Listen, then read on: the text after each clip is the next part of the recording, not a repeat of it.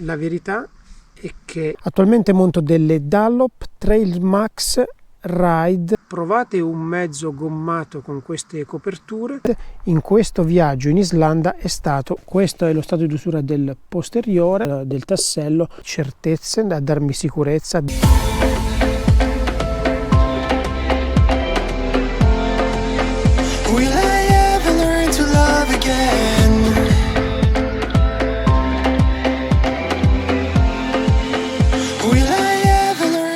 Ragazzi, buongiorno, bentornati o benvenuti sul canale. 28 agosto 2024.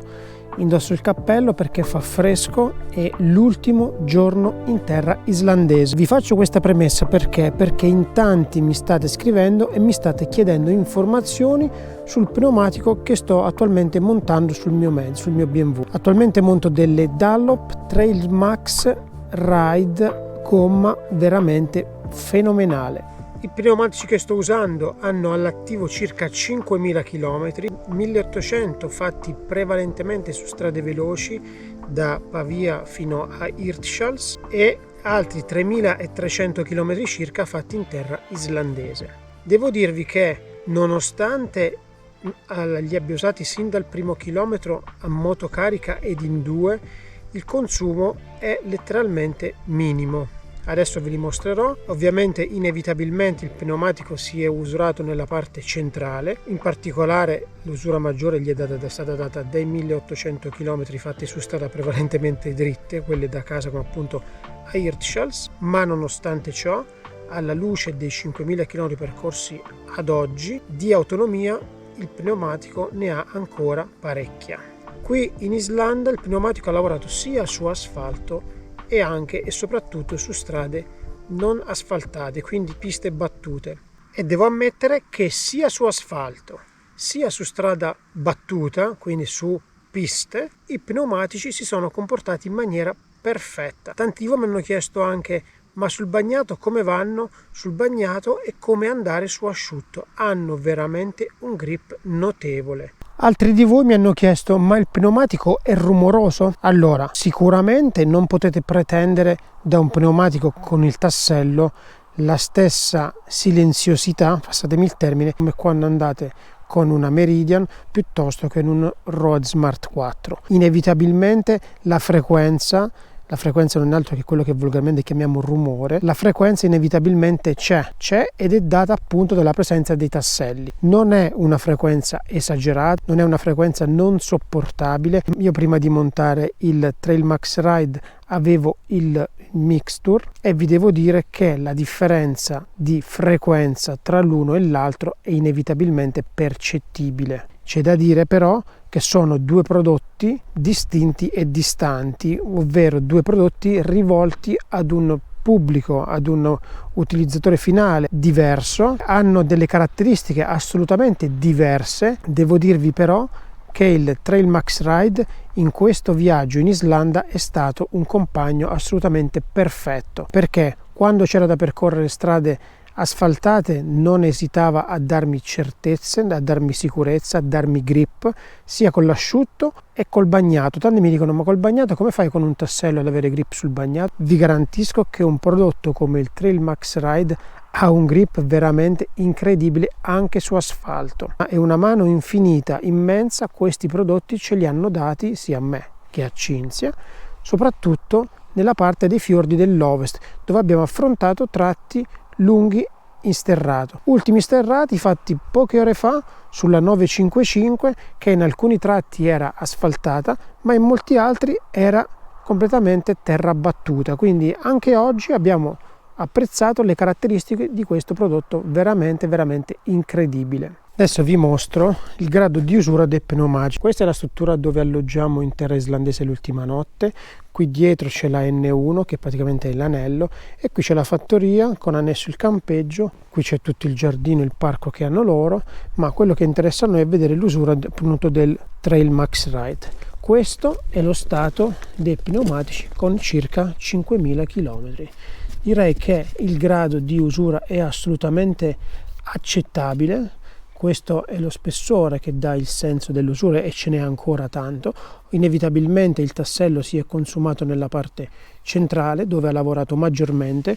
Vi ribadisco che ho una moto assolutamente carica e andiamo in 2. Questo è lo stato di usura del posteriore, l'anteriore di contro è decisamente messo meglio, perché ovviamente la trazione essendo dietro si consuma un po' di più.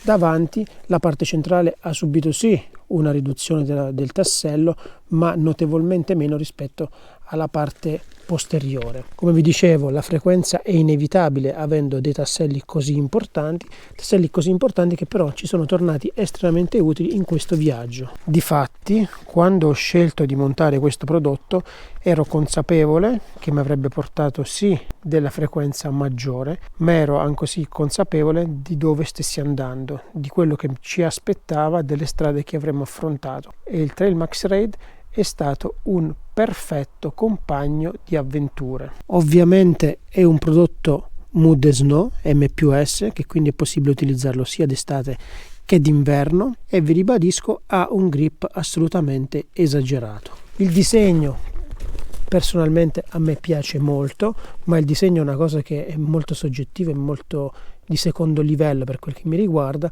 Quello che mi interessa maggiormente quando scelgo un prodotto simile è l'affidabilità, il grip, la sicurezza e tutto ciò che ne consegue. Ecco, per darvi il senso, questo è il segno del limite del tassello e vi garantisco che di tassello ce n'è ancora parecchio. Abbiamo detto ad oggi hanno circa 5.000 km. Se ne facessi altrettanti sarei più che contento. Adesso ci aspetta domattina, ci imbarchiamo alle 8:30 e puntiamo direttamente a Hirtshals. Da Hirtshals, che quindi è la punta della Danimarca, dobbiamo tornare a casa, sono altri 1.800 km.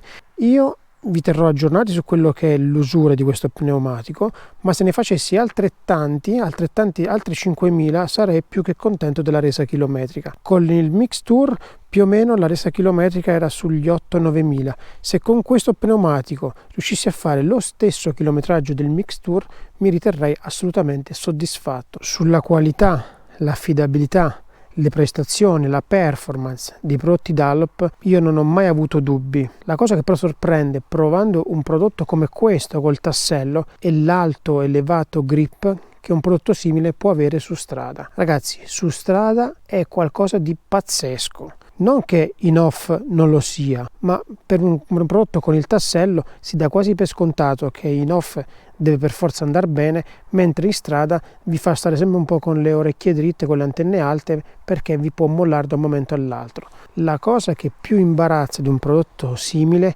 è che su strada è veramente performante, sia con l'asciutto che con il bagnato. Di acqua in Islanda ne abbiamo presa, anche questa mattina venivamo verso Ísafjörður, pioveva e ne veniva giù parecchia, inoltre c'era anche il vento ad accompagnare il tutto.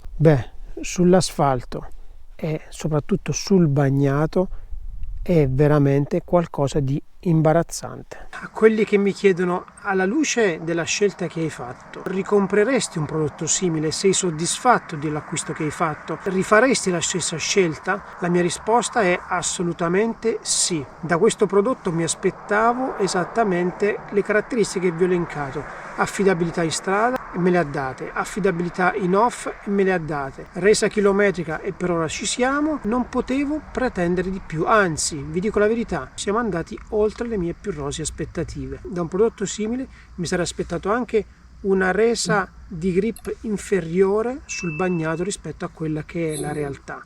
La verità è che il Trail Max Ride è un prodotto assolutamente performante, affidabile e da un grip veramente esagerato. Quindi rifarei la medesima scelta, lo ricomprerei 100 volte. E a tutti quelli che non credono che un tassello possa avere un'aderenza simile su asfalto, il mio invito è: provate un mezzo gommato con queste coperture e vi renderete conto che la realtà è ben distante da quella che voi potete immaginare. È un prodotto estremamente performante.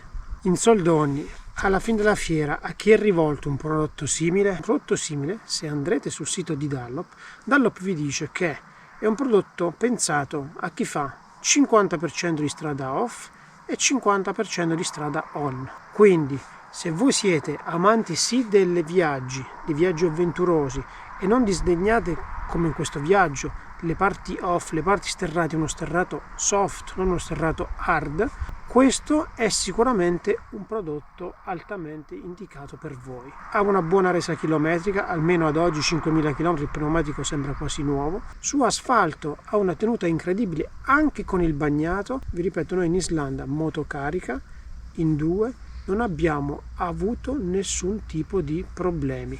Ha sì un po' di frequenza, ma è del tutto normale visto il prodotto. A chi mi chiede a quanto tieni la pressione delle gomme, io la pressione delle gomme la tengo sempre a 2,7 anteriore e 2,9 il posteriore.